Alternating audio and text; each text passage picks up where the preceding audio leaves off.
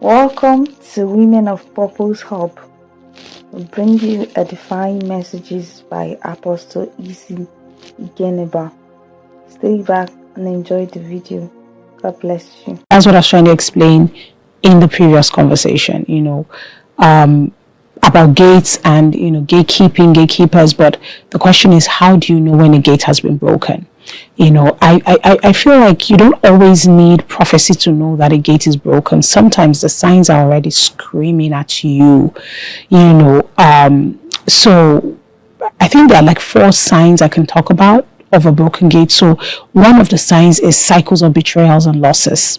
You know how the Bible speaks about it in Psalm 127 verse 1. It says, unless the Lord guards the city, the watchman stays awake in vain. So that means when you begin to see that the city is invaded, it tells you that the gate has been taken or the gate is broken. And that invasion is what usually leads to cycles. So you just realize that, people don't stay, things don't work out, stuff like that. Cycles of losses is usually a sign that a gate is broken. Another thing about a broken gate is absence of intercessors, actually. Remember Ezekiel 22:30, where it says, I sought for a man that will stand in the gap and intercede for the land, but I found none. So an intercessor is a gatekeeper because it's an intermediary. That's what a gate is.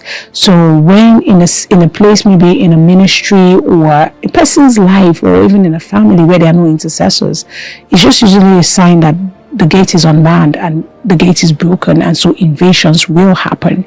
One other sign that I would say is a sign of a broken gate is like an inherited corruption in the priesthood.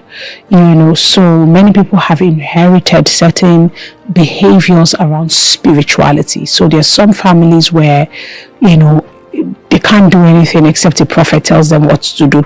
It's like, we have to go consult Baba, or we need to go speak with this person, or we need to give a seat to this one to tell us. All those things are signs, actually. I mean, a corrupted priesthood or a corrupted manner of engaging with spiritual things is already a broken gate that leaves the generations exposed to manipulation, exposed to corruption, exposed to invasion. So these are like some signs, of a broken gate. Because when a generation does not know the Lord, in 1 Samuel 2:12, he spoke about the sons of Eli, and he says that now the sons of Eli were corrupt. They did not know the Lord. So the corruption of the sons of Eli was actually because they did not know the Lord. So they were dwelling in the temple with their father. They were, even offering up sacrifices, but they did not know the God whose ministry they were facilitating. So inadvertently, they were corrupt. They just took for themselves and did whatever they wanted to because there was no fear in them. And so sometimes when people even talk about like ministers and stuff like that, and they say, how can they do this? If you know God, there are certain things you will not do. Or if you know a certain dimension or operation of God, you will not touch him in that area because you know how the judgment of God is and what God's preferences are. So whenever there's a corruption in a priesthood or there's a lack of knowledge of the Lord in a certain area, it's a broken gate, and automatically it's going to lead to generations who would act in a manner that necessitates the judgment of God or the hand of God or the invasion of the enemy against that family. So these are basically like some signs you can know that there's an operation of a broken gate in your life. But as we teach in School of Bloodlines, part of the things that I will teach you about is restoration. Because restoration begins with rebuilding priesthood and positioning Christ at the center of it all. And I mean, even like when people are getting married, I usually say to people, when you are dating, you're asking all the wrong questions. You're asking questions like, what's your favorite color? What's your favorite dessert? I mean, those things are good.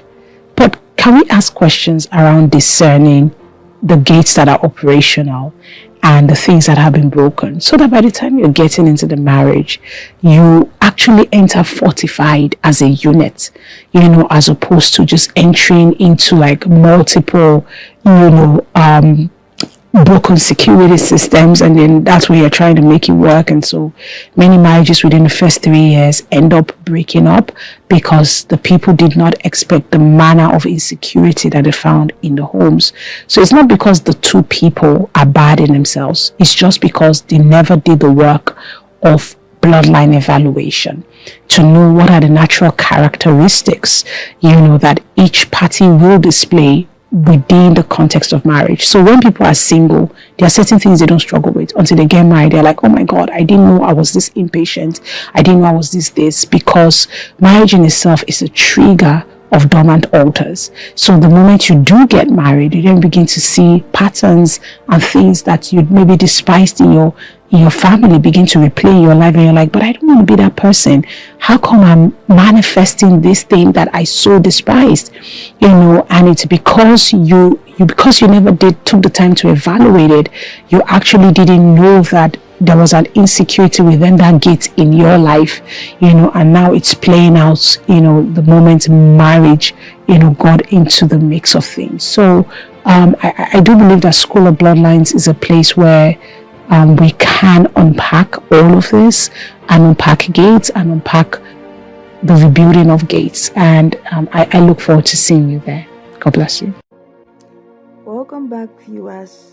Hope you've been blessed by this message you just listened to. Don't forget to like, share, and subscribe. God bless you.